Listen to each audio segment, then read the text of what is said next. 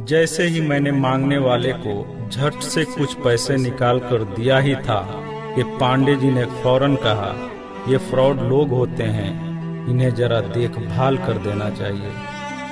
ये लोग हमारी अच्छाई का फायदा उठाते हैं और हमें ठगते हैं। पांडे जी की बातों को सुनकर मैंने कहा, आपने बिल्कुल सही फरमाया। पहले मैं भी ऐसा ही करता था, लेकिन एक वाक़ये ने मेरी दुनिया ही पलट कर रख दिया। रोज की तरह मैं घर से ऑफिस के लिए जा रहा था कि रास्ते में एक शख्स फुटपाथ के किनारे अपना बीमार बच्चा लेटाए हुए उसे हॉस्पिटल ले जाने के लिए भगवान के नाम पर टैक्सी का किराया मांग रहा था। वो कभी किसी पैदल का बाजू पकड़कर हाथ जोड़ देता, मेरा बच्चा बचा लें, मुझे टैक्सी का किराया दे दें, तो कभी किसी गाड़ी वाले को हाथ देकर रोकता और उसके पीछे भागता कि वो कार में उसके बच्चे को हॉस्पिटल पहुंचा दे। कोई रुकता तो कोई नहीं रुकता, जो भी रुकता वो भी उसे घूर कर देखता और आप वाली सोच सोच कर उसे डांटता, काम करके खाने की नसीहत करता और आगे निकल जाता। मैं जैसे ही अपनी कार पार्क कर रहा था कि उसकी नज़र मुझ पर भी पड़ी और वो मेरे गाड़ी के सामने आकर खड़ा हो गया था और मेरे रुकते ही मेरे दरवाजे के शीशे पे जोर जोर से पीटने लगा। जैसे ही मैंने गिलास नीचे किया, उसने मेरा हाथ पकड़ लिया और कहने लगा, भाईजान, खुदा के लिए मेरे बच्चे की जिंदगी बचा लें, उसे सख्त बुखार है। आप नीचे उतरकर उसको देख तो लें तो आपको यकीन आ जाएगा।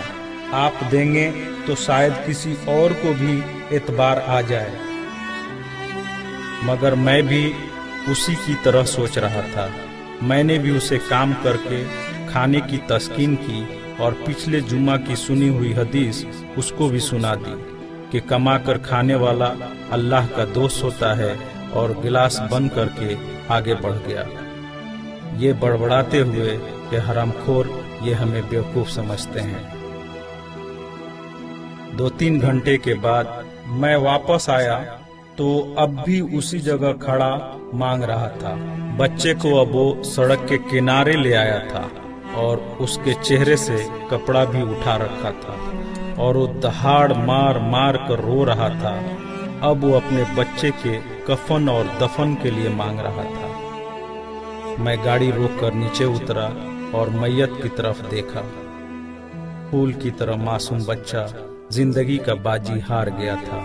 मेरे रोंगटे खड़े हो गए। मैंने जेब में जो कुछ भी था जेब से निकालकर बेगर देखे उसके तरफ फेंका।